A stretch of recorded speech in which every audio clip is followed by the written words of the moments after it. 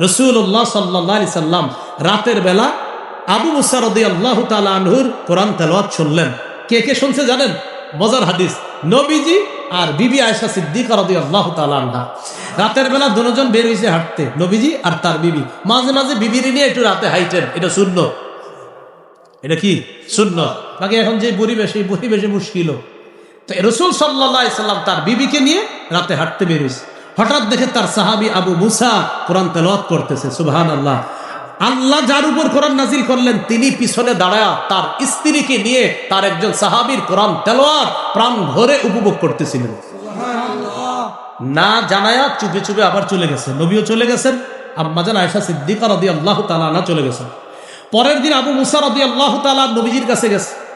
যাওয়ার পরে আল্লাহ রাসূল সাল্লাল্লাহু আলাইহি সাল্লাম বললেন, আবু মুসা, রাতের বেলা তুমি অমুক জায়গায় কোরআন পড়তেছিলা তাই না? জি ইয়া রাসূলুল্লাহ। নবীজি বললেন, আমি আর আয়েশা গত রাতে তোমার পিছনে দাঁড়িয়ে দাঁড়িয়ে কোরআন তেলাওয়াত শুনতেছিলাম।